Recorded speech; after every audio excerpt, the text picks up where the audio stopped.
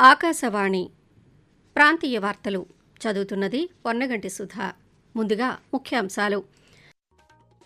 భారత్ 2047 నాటికి ప్రపంచంలోనే అతిపెద్ద ఆర్థిక వ్యవస్థగా ఆవిర్భవిస్తుందని ముఖ్యమంత్రి నారా చంద్రబాబు నాయుడు అన్నారు.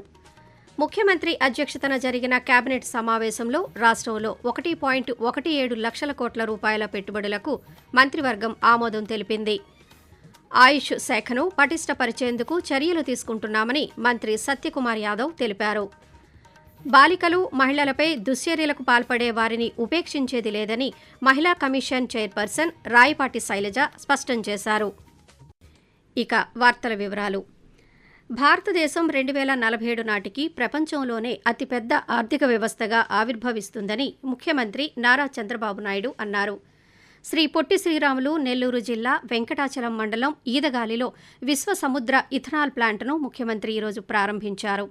అనంతరం జరిగిన సమావేశంలో మాట్లాడుతూ భవిష్యత్తులో దేశం ఆర్థికంగా అగ్రస్థానంలో నిలుస్తుందని, అప్పుడు ఆంధ్రప్రదేశ్ కూడా దేశంలో అగ్రగామిగా రూపొందుతుందని అన్నారు.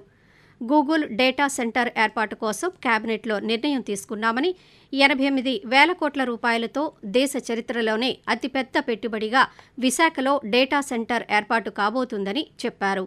అదేవిధంగా రామాయపట్నం వద్ద బీపీసీఎల్ సంస్థ గ్రీన్ ఫీల్డ్ రిఫైనరీని ఏర్పాటు చేయనుందని ముఖ్యమంత్రి పేర్కొంటూ, గూగుల్ డేటా సెంటర్ స్వతంత్ర భారతదేశంలో ఆర్థిక సంస్కరణలు వచ్చిన తర్వాత సింగిల్ ఇన్వెస్ట్మెంట్ విశాఖపట్నంలో పెట్టబోతున్నారు. అది కూడా artificial intelligence data centre, ethanol plant. రైతులకు విపరీతమైన ఆదాయాన్ని స్టెబిలైజ్ చేయడం, ఇంకో పక్కన పర్యావరణాన్ని బ్యాలెన్స్ చేయడానికి, పరిరక్షించడానికి ఉపయోగించడం.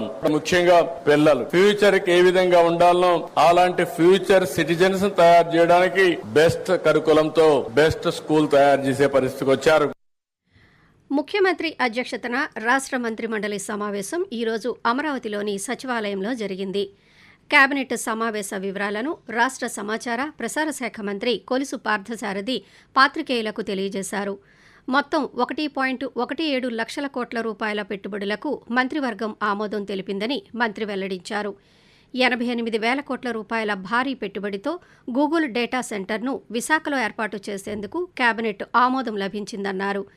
శ్రీశైలం ఆలయాన్ని పెద్ద ఎత్తున అభివృద్ధి చేయాలని నిర్ణయించినట్టు చెప్పారు.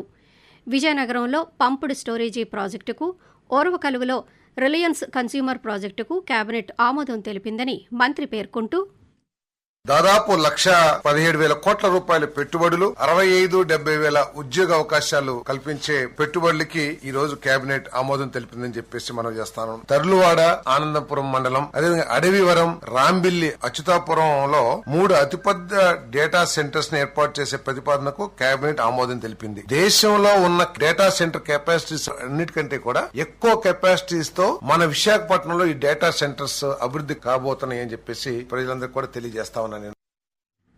ఆయుష్ శాఖను పటిష్టపరిచేందుకు రాష్ట్ర ప్రభుత్వం చర్యలు తీసుకుంటుందని వైద్య ఆరోగ్య కుటుంబ సంక్షేమ శాఖ మంత్రి సత్యకుమార్ యాదవ్ తెలిపారు.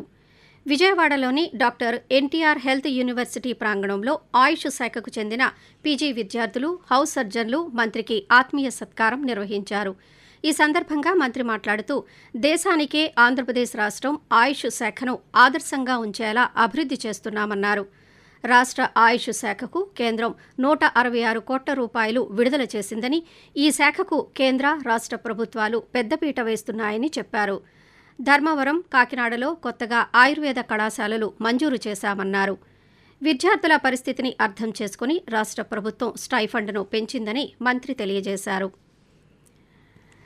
బాలికలు, మహిళలపై దుశ్చర్యలకు పాల్పడే వారిని ఉపేక్షించేది లేదని రాష్ట్ర మహిళా కమిషన్ చైర్పర్సన్ రాయపాటి శైలజ స్పష్టం చేశారు.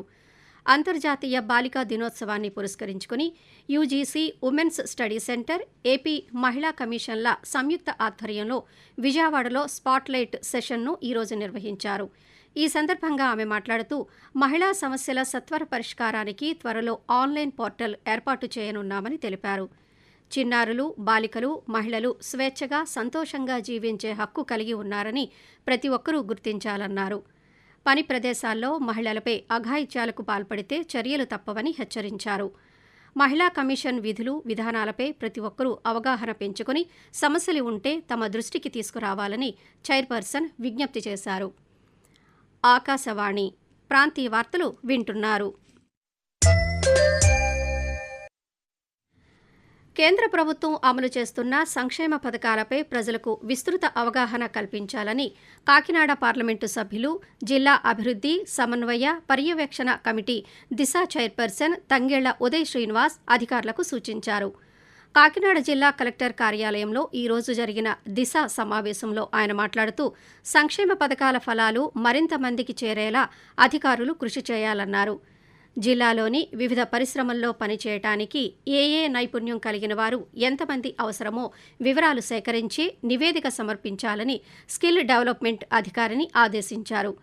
కేంద్ర ప్రభుత్వం అమలు చేస్తున్న వివిధ సంక్షేమ పథకాల అమలు తీరు, సమన్వయం, పర్యవేక్షణకు దిశ కమిటీని ఏర్పాటు చేయడం జరిగిందని జిల్లా కలెక్టర్ షణ్మోహన్ సమావేశంలో వివరించారు.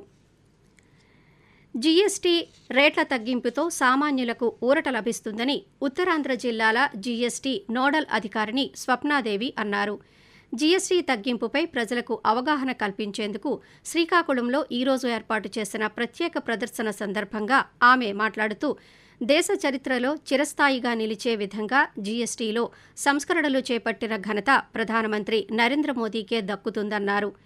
ఈ సంస్కరణల తరువాత అనేక వస్తువుల ధరలు తగ్గాయని, దీనివల్ల ప్రజలకు ఆర్థిక భారం తగ్గి పండుగలను మరింత ఆనందంగా చేసుకునే అవకాశం లభిస్తుందని పేర్కొంటూ సూపర్ జీఎస్టీ సూపర్ సేవింగ్స్ లో భాగంగా నిర్వహిస్తున్న ఈ ఎగ్జిబిషన్ కమ్ సేల్ ఎలక్ట్రానిక్స్ వస్తువులు వినియోగదారులకి భారం తగ్గింది. అది అందరికీ తెలియజేయడం కోసం ప్రజలందరికీ ఈ ఎగ్జిబిషన్ పెట్టాము. దయచేసి అందరూ విచ్చేసి ఈ కార్యక్రమాన్ని జయప్రదం చేయవలసిందిగా కోరుకుంటున్నాను. ఈ ప్రోగ్రాము 10వ తేదీ 11వ తేదీ ఉంటుందండి టీటీడీ కళ్యాణ మండపంలో. తర్వాత 13 నుంచి 19 వరకు మన డిస్ట్రిక్ట్ లెవెల్ ఎగ్జిబిషన్ మన ఎన్టీఆర్ గ్రౌండ్స్ లో జరుగుతుంది.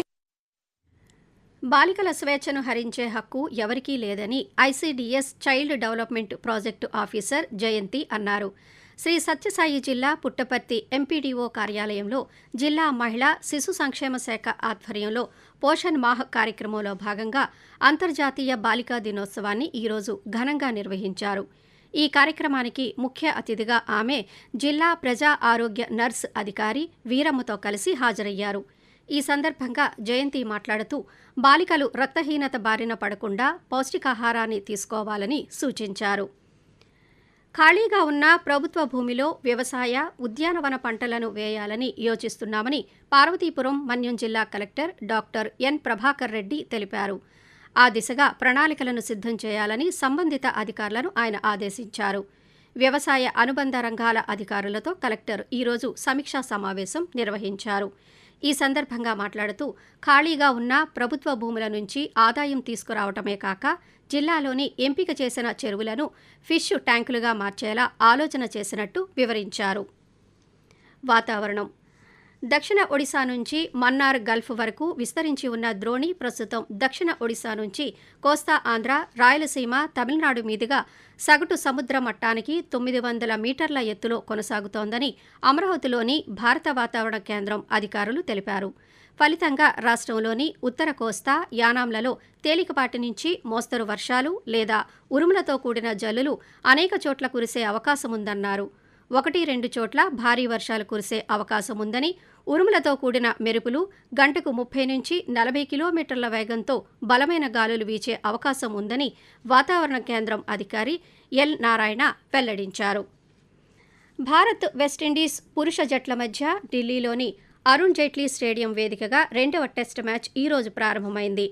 టాస్ గెలిచి బ్యాటింగ్ ఎంచుకున్న భారత్ తొలి రోజు ఆట ముగిసే సమయానికి 2 వికెట్లు నష్టపోయి 318 పరుగులు చేసింది. ఆకాశవాణి ప్రాంతీయ వార్తలు ముగించే ముందు ముఖ్యాంశాలు మరోసారి. భారత్ 2047 నాటికి ప్రపంచంలోనే అతిపెద్ద ఆర్థిక వ్యవస్థగా ఆవిర్భవిస్తుందని ముఖ్యమంత్రి నారా చంద్రబాబు నాయుడు అన్నారు. ముఖ్యమంత్రి అధ్యక్షతన జరిగిన కేబినెట్ సమావేశంలో రాష్ట్రంలో 1.17 లక్షల కోట్ల రూపాయల పెట్టుబడులకు మంత్రివర్గం ఆమోదం తెలిపింది.